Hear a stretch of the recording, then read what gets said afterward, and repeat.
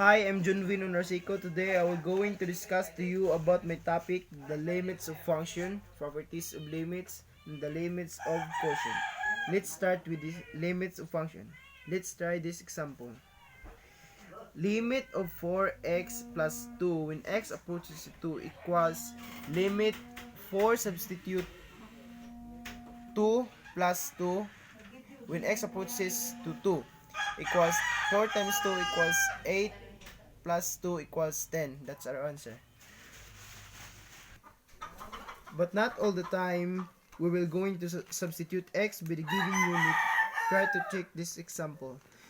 Limit of x squared minus 9 over x minus 3 when x approaches to 3. Cos 3 squared minus 9 over 3 minus 3.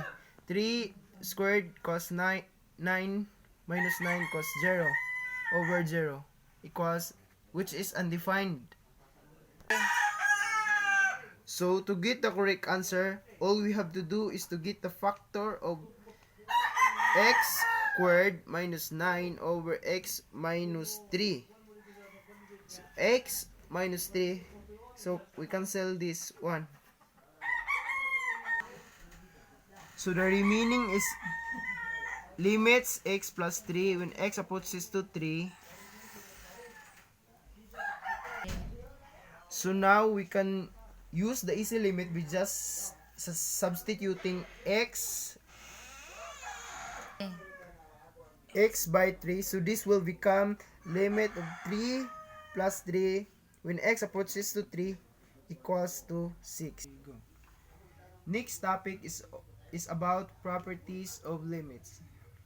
Let's see that we know that the limit of fx when x approaches to a equals to letter n.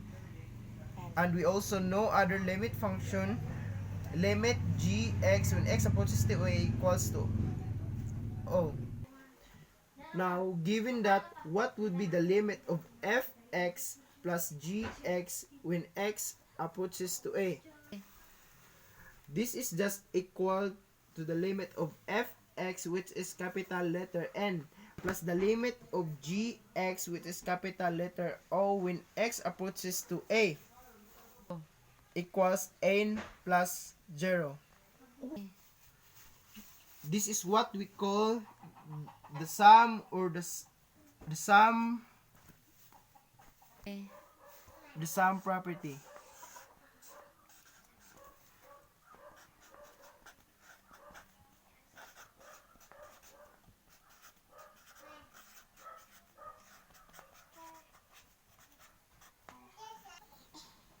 Same with the property of limit.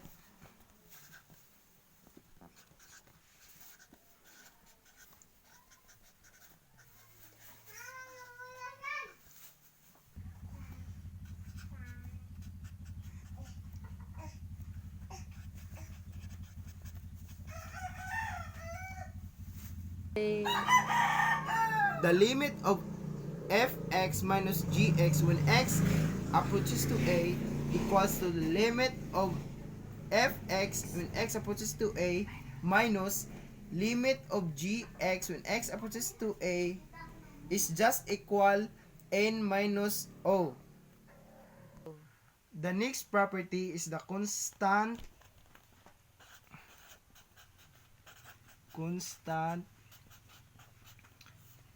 multiple property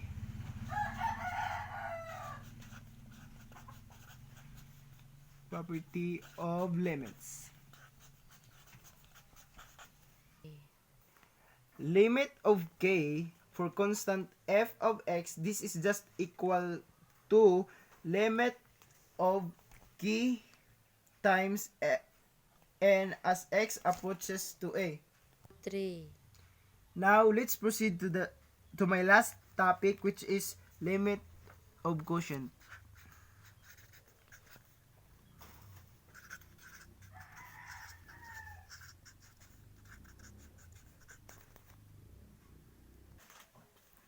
Suppose we have limit of fx when x approaches to a equals to n, and limit of gx when x approaches to a equals, this is equal to the limit of fx over gx when x approaches to a, limit equals n over p, x approaches to a if p not equal to 0. Given that fx equals 2x plus 1 and gx equals to 3x. Let's simplify.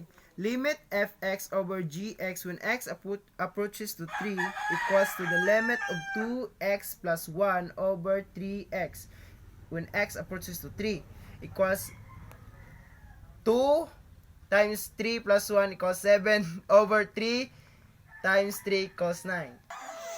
That's all about my topic. Thank you, and I hope you learned something new today.